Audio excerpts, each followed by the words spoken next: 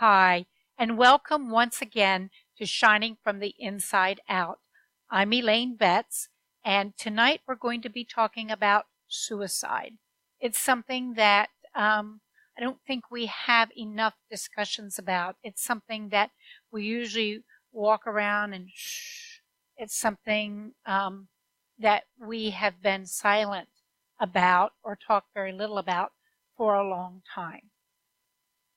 I'd like you to get a piece of paper and a pencil and just have it handy because I want to share something with you near the end of tonight's episode. You know, the gift of life is very, very, very precious. Just the fact that we're taking one breath after another is so very precious. And life is no less precious to the football player out on the athletic field than it is to someone who is confined to a wheelchair. It's no less precious to the person who lives in a mansion and has their own personal chef and can eat anything they want to at any time than it is to the homeless person who scrounges around garbage cans for something to eat each day.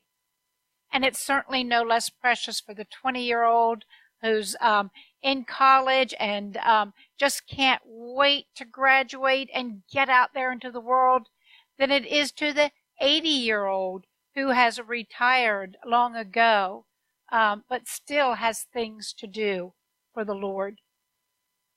All of life is precious. All of life is valuable. And that is why it's so utterly horrible and heart-wrenching when people decide to take their own lives. And I think there's a lot of families out there that have been affected by it. These are lives that have been taken prematurely because suicide aborts or cuts off the destiny, the wonderful destiny that God has for that person from the foundation of time, long before they were ever born. And I think, if we're truthful, that we all experience devastating and desperate times in our lives, and they're caused by different things for various reasons. Some may be caused by our own choices, and some may be caused by other people's choices for us. But there's not a single devastating thing that has ever happened in our lives that Jesus cannot help us, where Jesus cannot lift us up out of the pit and bring good out of that experience, and no matter how horrible, and bring something good out of it and bring healing and restoration. When I spoke with you on an earlier episode about my desperate situation that I found myself in following a sexual assault, the pain of living every day in the aftermath of that was so traumatic for me that I actually had the pills in my hand for an overdose that I knew would be lethal, that I know would have killed me.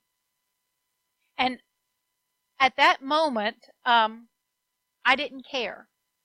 I didn't know whether I knew that I would go to hell if I did it. But the pain was so great that I know this is hard for some to believe unless you've experienced it yourself, that the pain of the idea of living in hell was far less than the hell that I was living in on earth at the moment. And in that moment, I just didn't care. I just wanted to be pain-free. And we often do many things in the moment.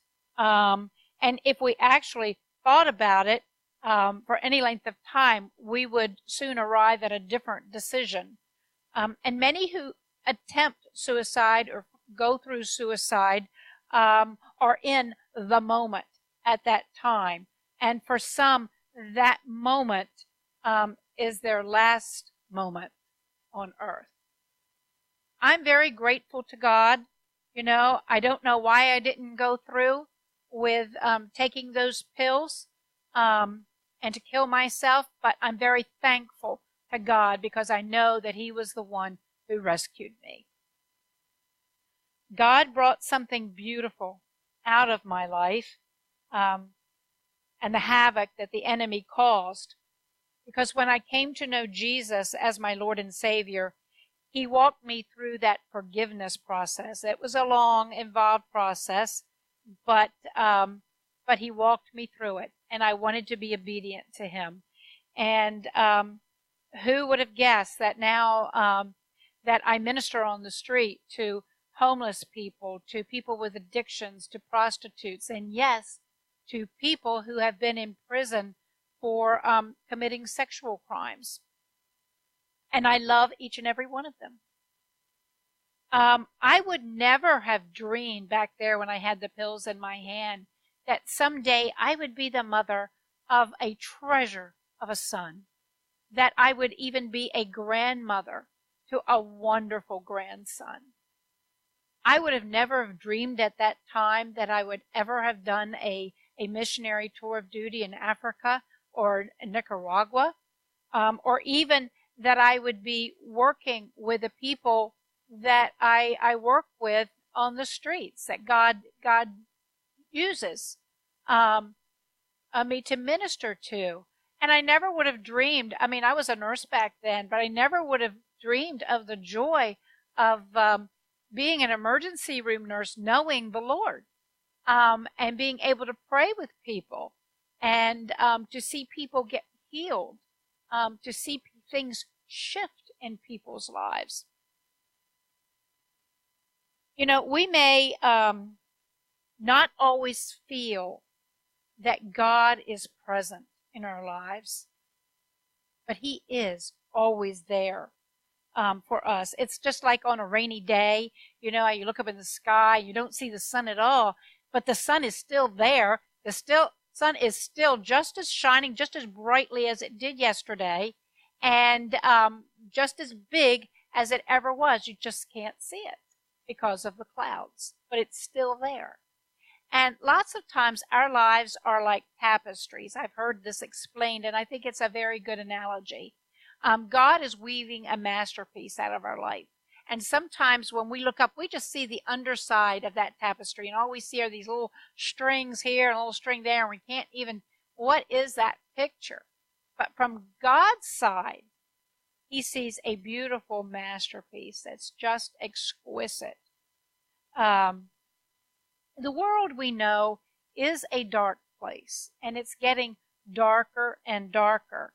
And the suicide rate all over the world, not just in the United States, has tripled among teens and young people. Many years ago, when I worked in the emergency room, you never saw children come in who had committed suicide or attempted suicide. And it's tragic when somebody who's 80 attempts suicide. But to see a 9-year-old or an 11-year-old that in that moment, in that impulsive moment, decided to take their lives. There is always, always, always some demonic activity, some greater than others, connected with suicide. The Word tells us that Satan comes to steal, to kill, and to destroy. And he does. He comes to steal our destinies from us. Suicide is one method that he uses. It kills what God has planned for us as well as ourselves. I had a cousin who succumbed to that demonic influence, and he committed suicide years ago. This was a man who, if you looked at his life, you would say he had everything going for him. He traveled the world. He had a wonderful job. He met a lot of celebrities.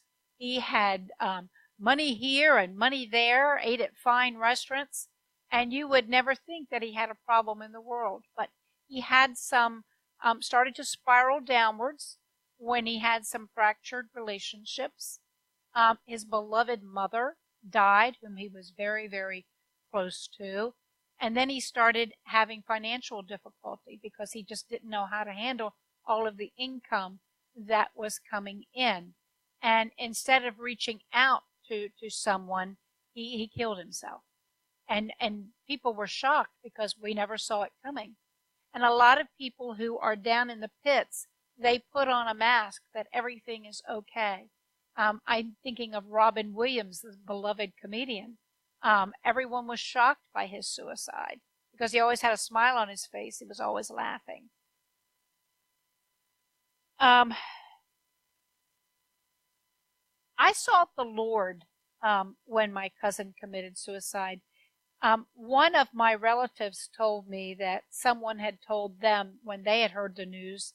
I mean, they just came right out and said it. Well, we all know where he is. He went straight to hell. And I took that thought to the Lord, and I said, did he go to hell, Lord? Well, you know, the Lord never told me, yes, he did, or no, he didn't. But the Lord spoke to me about suicides at that time. And he said, Elaine, no one who is contemplating suicide ever dies alone.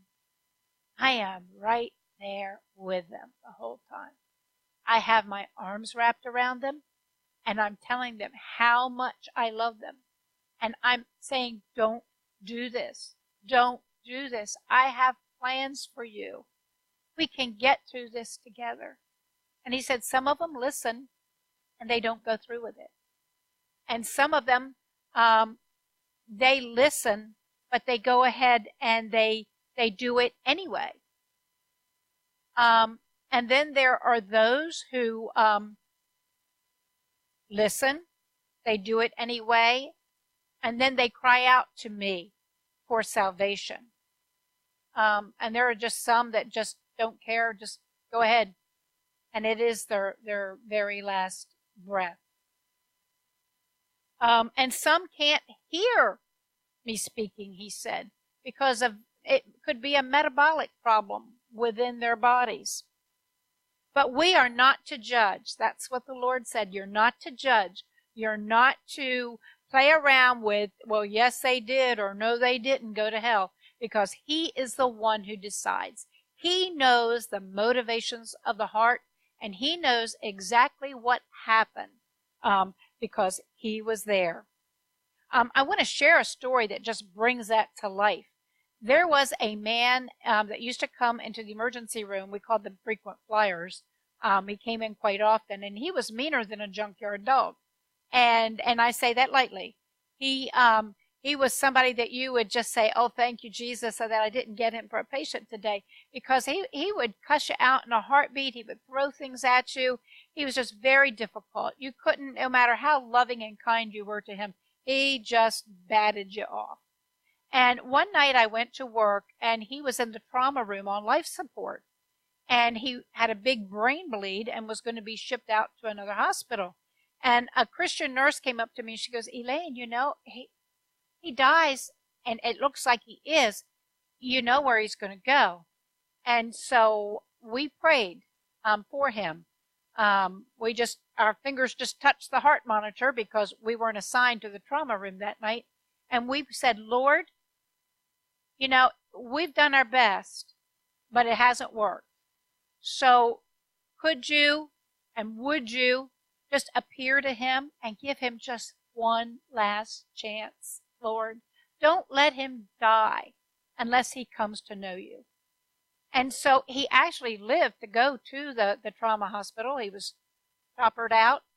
And a couple of months later, he went into a rehab facility. And a couple of months later, he came back, wheeled in on an ambulance stretcher to our emergency room. And I shocked many of my colleagues who really clearly thought that Elaine has just overstepped her boundaries now. But I couldn't help it. I just blurted out. I pointed my finger at him and I said, I hope you know that Jesus gave you a second chance. And he looked at me, and of course they all expected him to just really blow a gasket. But he said, Lady, don't I know? You know, I almost died a couple of months ago. But when I was in a coma and when I was on life support, Jesus appeared to me, and I made him Lord of my life. And he said the devil was standing right there and he was madder than a hornet. And he said, and now I want to serve Jesus for the rest of my days, and I want my children to come to know him also.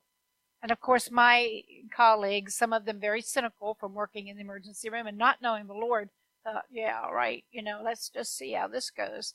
But that man lived for about another year, and every time he came in, he had done a complete 360.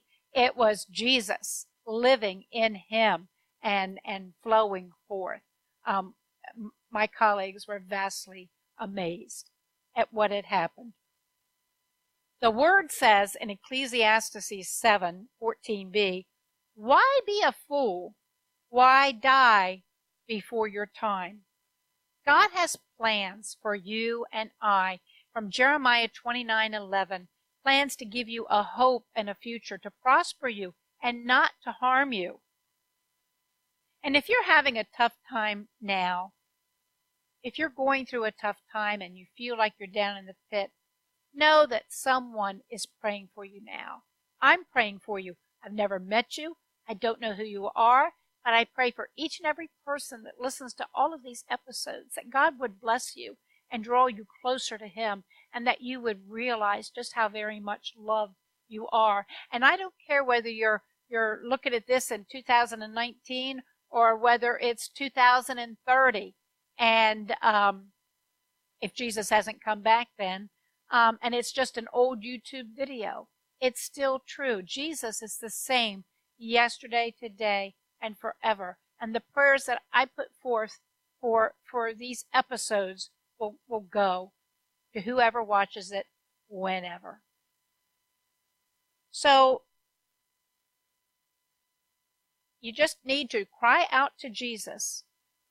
If you are feeling down, if you are feeling like you may want to hurt yourself, cry out to Jesus first. Psalm 72 verse 12 says, he will deliver the needy who cry out, the afflicted who have no one to help. Cry out to Jesus first, and all you have to do is just say, help me. He already knows the situation. Help me, Jesus, and he will help you. And then I want you to ask for help of another person. And, sometimes, to be honest with you, when you pour out your heart to other people, they're not really listening to your heart. And they may, just like that, just brush you off. They may even tell you, I don't have any time for your drama.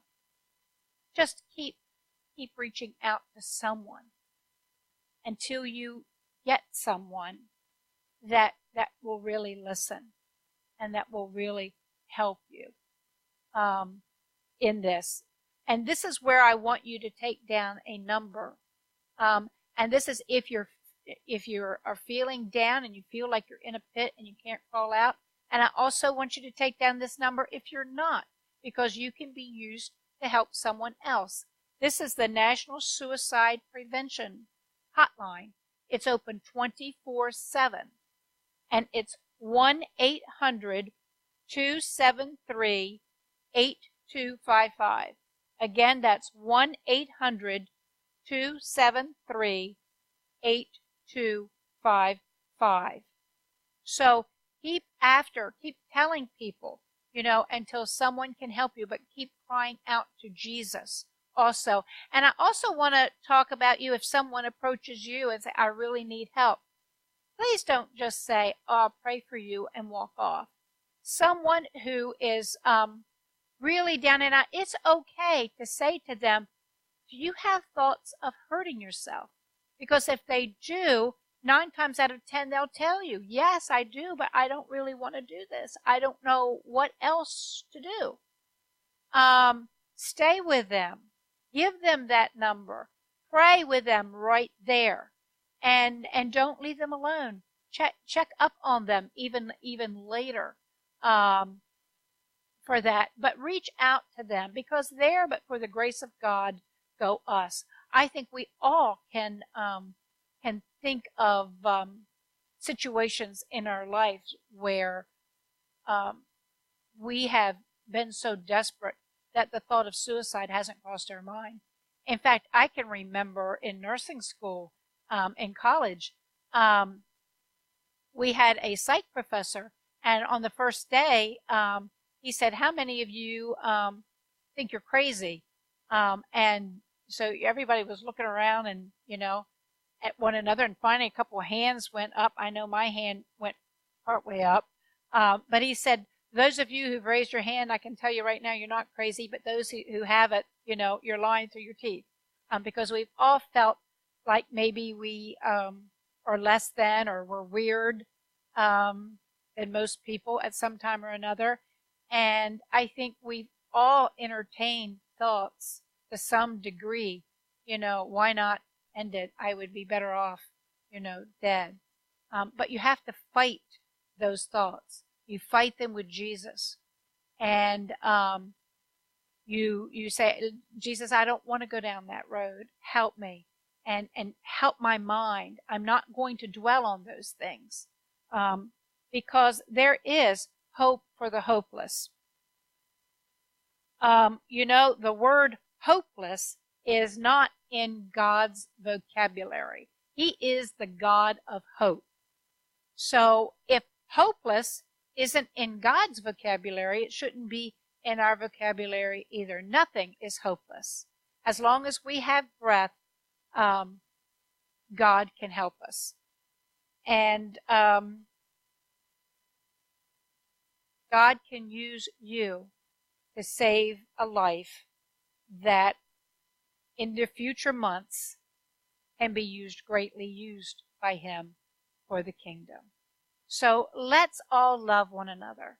Let's love those who are down and out and in that pit. Let's give them a hand and pull them up and encourage their hearts. And if you are down in that pit, know that there is help available to you. I don't want you to leave this episode without knowing how very valuable, how very precious you are to Jesus.